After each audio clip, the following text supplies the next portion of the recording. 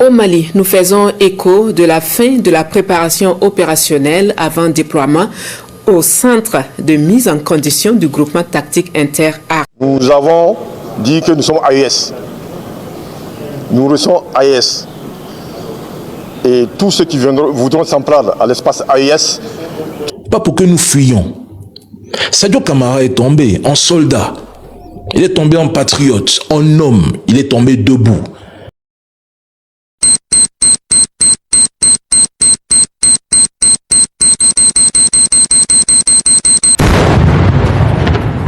Le Mali bascule dans une nouvelle phase critique.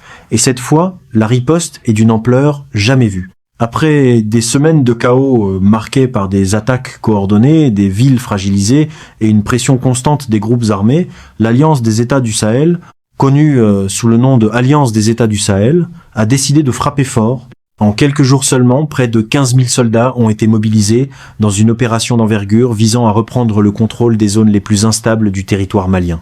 Sur le terrain, la tension est palpable. À Gao, Ménaka et Kidal, les populations vivent au rythme des survols militaires et des explosions lointaines. Les témoignages évoquent des nuits sans sommeil, des déplacements massifs et une peur omniprésente. Pourtant, derrière cette inquiétude, une autre émotion commence à émerger, l'espoir. Car pour la première fois depuis longtemps, la réponse militaire semble coordonnée, massive, presque déterminée à inverser le cours des événements. Les autorités militaires de Mali, soutenues par leurs alliés du Burkina Faso et du Niger, ont lancé une série de frappes ciblées contre les positions identifiées des groupes djihadistes et séparatistes. Des convois militaires traversent les zones désertiques, tandis que des unités spéciales sont déployées dans des secteurs jugés stratégiques. L'objectif est clair, reprendre les villes perdues, sécuriser les axes clés et affaiblir durablement les capacités de nuisance des insurgés. Ce que vous venez d'entendre illustre parfaitement la gravité de la situation. Pour de nombreux observateurs, cette mobilisation massive marque un tournant. Jamais auparavant, une coalition régionale n'avait déployé une telle force en si peu de temps. Mais derrière cette démonstration de puissance, une question persiste, est-ce suffisant pour stabiliser durablement le pays ? Car sur le terrain, les défis restent immenses. Les groupes armés, bien implantés, connaissent parfaitement les zones désertiques et continuent de mener des attaques éclairs. Chaque avancée militaire est suivie d'une contre-offensive, chaque zone sécurisée reste sous menace. Et pourtant, l'initiative de l'AES semble changer la dynamique. Les forces conjointes, mieux coordonnées, multiplient les opérations simultanées pour éviter toute reconstitution rapide des groupes adverses. Dans les centres urbains comme dans les zones rurales, la population observe, attend, espère. Entre peur et espoir, une certitude s'impose peu à peu. Le Mali est à un tournant décisif de son histoire récente. Et cette mobilisation de 15 000 soldats pourrait bien être le début d'une reconquête ou le début d'un affrontement encore plus intense. Pas pour que nous fuyions. Sadio Camara est tombé en soldat. Il est tombé en patriote, en homme. Il est tombé debout parce qu'il refusait de plier. Aujourd'hui, je le dis, je le pense et je l'assume, c'est à nous de transformer chaque larme en détermination. C'est à nous de transformer chaque tombe en motivation, chaque doute en conviction. Nous perdrons encore des vies.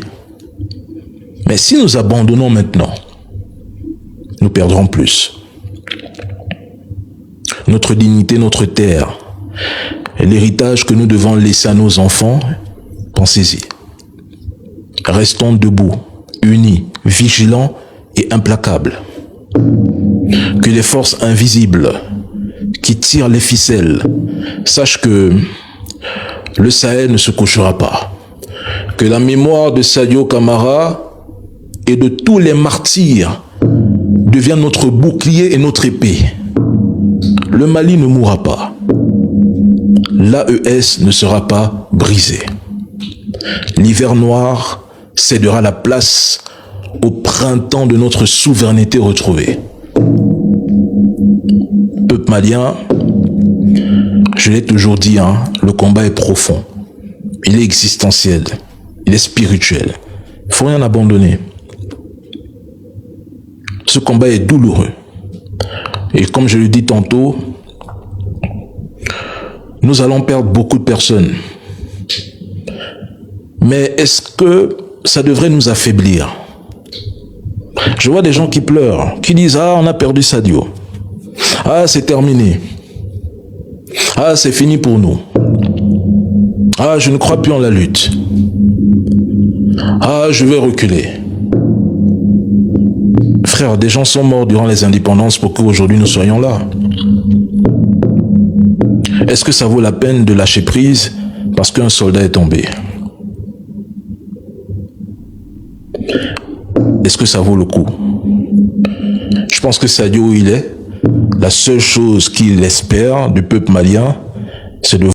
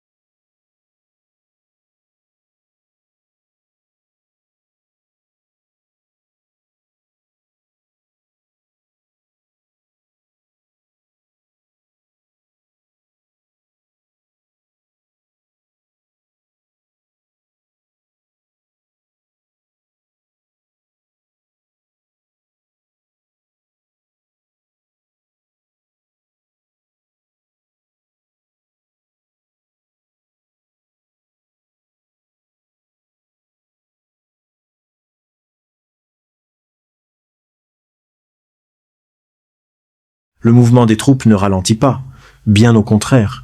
À mesure que les jours passent, les opérations menées par l'Alliance des États du Sahel s'intensifient, gagnant en précision et en coordination.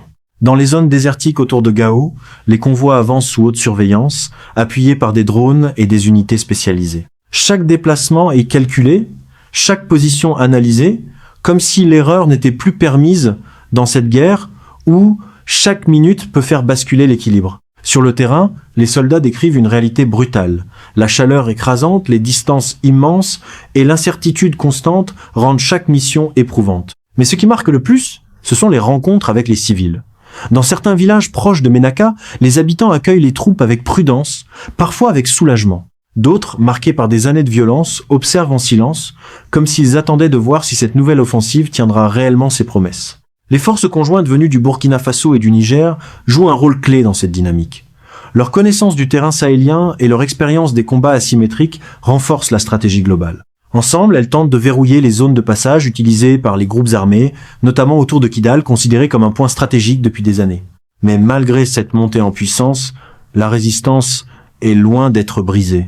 Les groupes djihadistes et séparatistes adoptent des tactiques de guérilla, frappant rapidement avant de disparaître dans l'immensité du désert. Certaines sources évoquent des embuscades tendues contre des unités isolées, rappelant que la supériorité numérique ne garantit pas toujours la victoire sur ce type de terrain. Ce que vous venez d'entendre met en lumière une réalité essentielle. Cette guerre ne se joue pas uniquement sur le nombre de soldats, mais sur la stratégie, la connaissance du terrain et la capacité à anticiper l'adversaire. Et c'est précisément là que l'Alliance tente de faire la différence. En multipliant les frappes coordonnées et en partageant les renseignements entre ses membres, elle cherche à prendre l'avantage sur des groupes longtemps insaisissables. Dans les états-majors, la pression est énorme. Chaque opération est scrutée, chaque succès amplifié, mais chaque échec pourrait fragiliser toute la coalition. Les enjeux dépassent désormais les frontières du Mali. Car si cette offensive échoue, c'est toute la stabilité de la région qui pourrait être remise en question. Pendant ce temps, les populations locales vivent suspendues à ces avancées militaires. À Gao comme à Ménaka, les marchés rouvrent timidement, les écoles tentent de reprendre, mais l'ombre du conflit reste omniprésente. Un simple bruit peut raviver la peur, un mouvement suspect peut provoquer la fuite. Et pourtant, malgré cette tension constante, quelque chose semble avoir changé. Une détermination nouvelle, presque palpable, anime les forces engagées. Comme si, cette fois, la bataille n'était plus seulement défensive, mais profondément offensive, avec un objectif clair. Reprendre chaque territoire, village après village, jusqu'à rétablir une forme de contrôle durable, Mais plus les troupes avancent, plus la question devient inévitable. Jusqu'où cette offensive peut-elle aller sans déclencher une escalade encore plus violente ? Car dans ce conflit, chaque victoire peut aussi provoquer une réaction imprévisible, transformant chaque avancée en nouveau point de tension.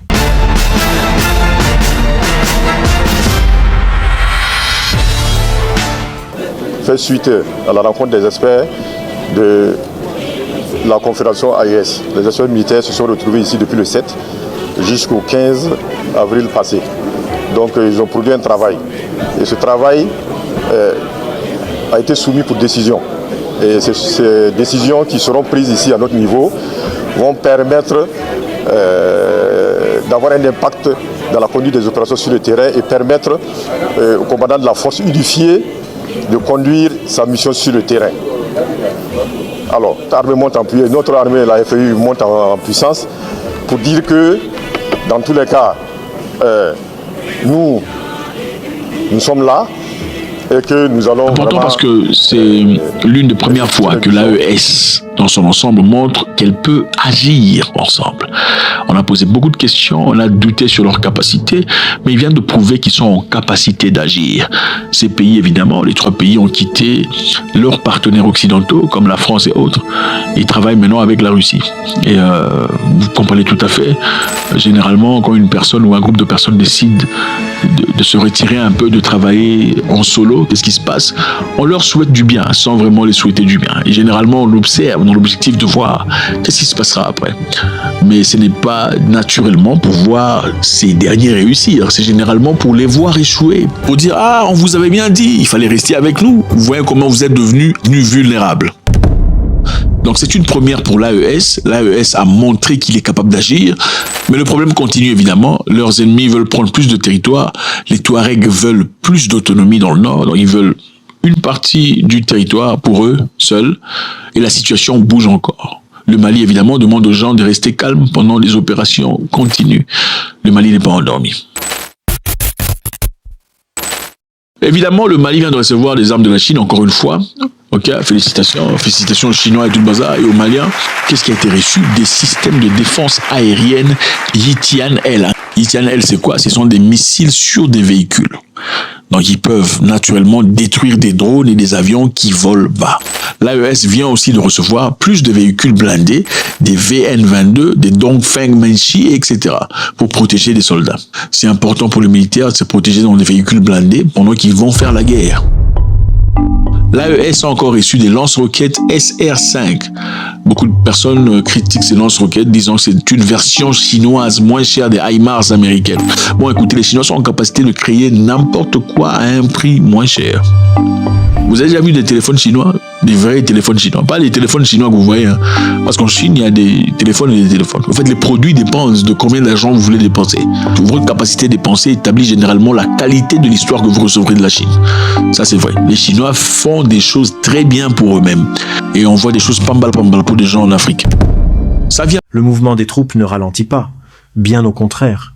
À mesure que les jours passent, les opérations menées par l'Alliance des États du Sahel s'intensifient, gagnant en précision et en coordination. Dans les zones désertiques autour de Gao, les convois avancent sous haute surveillance, appuyés par des drones et des unités spécialisées. Chaque déplacement est calculé, chaque position analysée, comme si l'erreur n'était plus permise dans cette guerre où chaque minute peut faire basculer l'équilibre. Sur le terrain, les soldats décrivent une réalité brutale. La chaleur écrasante, les distances immenses et l'incertitude constante rendent chaque mission éprouvante. Mais ce qui marque le plus, ce sont les rencontres avec les civils. Dans certains villages proches de Ménaka, les habitants accueillent les troupes avec prudence, parfois avec soulagement. D'autres, marqués par des années de violence, observent en silence, comme s'ils attendaient de voir si cette nouvelle offensive tiendra réellement ses promesses. Les forces conjointes venues du Burkina Faso et du Niger jouent un rôle clé dans cette dynamique. Leur connaissance du terrain sahélien et leur expérience des combats asymétriques renforcent la stratégie globale. Ensemble, elles tentent de verrouiller les zones de passage utilisées par les groupes armés, notamment autour de Kidal, considéré comme un point stratégique depuis des années. Mais malgré cette montée en puissance, la résistance est loin d'être brisée. Les groupes djihadistes et séparatistes adoptent des tactiques de guérilla, frappant rapidement avant de disparaître dans l'immensité du désert. Certaines sources évoquent des embuscades tendues contre des unités isolées, rappelant que la supériorité numérique ne garantit pas toujours la victoire sur ce type de terrain. Ce que vous venez d'entendre met en lumière une réalité essentielle. Cette guerre ne se joue pas uniquement sur le nombre de soldats, mais sur la stratégie, la connaissance du terrain et la capacité à anticiper l'adversaire. Et c'est précisément là que l'Alliance tente de faire la différence. En multipliant les frappes coordonnées et en partageant les renseignements entre ses membres, elle cherche à prendre l'avantage sur des groupes longtemps insaisissables. Dans les états-majors, la pression est énorme. Chaque opération est scrutée, chaque succès amplifié, mais chaque échec pourrait fragiliser toute la coalition. Les enjeux dépassent désormais les frontières du Mali. Car si cette offensive échoue, c'est toute la stabilité de la région qui pourrait être remise en question. Pendant ce temps, les populations locales vivent suspendues à ces avancées militaires. À Gao comme à Ménaka, les marchés rouvrent timidement, les écoles tentent de reprendre, mais l'ombre du conflit reste omniprésente. Un simple bruit peut raviver la peur, un mouvement suspect peut provoquer la fuite. Et pourtant, malgré cette tension constante, quelque chose semble avoir changé. Une détermination nouvelle, presque palpable, anime les forces engagées. Comme si, cette fois, la bataille n'était plus seulement défensive, mais profondément offensive, avec un objectif clair. Reprendre chaque territoire, village après village, jusqu'à rétablir une forme de contrôle durable. Mais plus les troupes avancent, plus la question devient inévitable. Jusqu'où cette offensive peut-elle aller sans déclencher une escalade encore plus violente ? Car dans ce conflit, chaque victoire peut aussi provoquer une réaction imprévisible, transformant chaque avancée en nouveau point de tension. Pas pour que nous fuyions. Sadio Camara est tombé en soldat. Il est tombé en patriote, en homme. Il est tombé debout. Parce qu'il refusait de plier. Aujourd'hui, je le dis, je le pense et je l'assume, c'est à nous de transformer chaque larme en détermination. C'est à nous de transformer chaque tombe en motivation, chaque doute en conviction. Nous perdrons encore des vies. Mais si nous abandonnons maintenant, nous perdrons plus. Notre dignité, notre terre, et l'héritage que nous devons laisser à nos enfants, pensez-y. Restons debout, unis, vigilants et implacables. Que les forces invisibles qui tirent les ficelles sachent que le Sahel ne se couchera pas. Que la mémoire de Sadio Camara et de tous les martyrs devient notre bouclier et notre épée. Le Mali ne mourra pas. L'AES ne sera pas brisé. L'hiver noir cédera la place au printemps de notre souveraineté retrouvée. Peuple malien, je l'ai toujours dit, le combat est profond. Il est existentiel. Il est spirituel. Il ne faut rien abandonner. Ce combat est douloureux. Les militaires se sont retrouvés ici. Et comme je le dis tantôt, jusqu'au 15 avril passé. Donc ils ont produit un travail. Et ce travail a été soumis pour décision. Et ces décisions qui seront prises ici à notre niveau vont permettre d'avoir un impact dans la conduite des opérations sur le terrain et permettre au commandant de la force unifiée de conduire sa mission sur le terrain. Alors, l'armée monte en puissance, notre armée, la FEU, monte en puissance pour dire que, dans tous les cas, nous sommes là et que nous allons vraiment exécuter les missions qui seront déclinées par les chefs d'État et les ministres. Et dans un deuxième ordre, nous avons parlé également de la situation sécuritaire de notre territoire dans l'espace, en fait de l'espace confédéral. Et dans cela, nous avons dit que nous sommes AES. Nous restons AES. Et tous ceux qui voudront s'en prendre à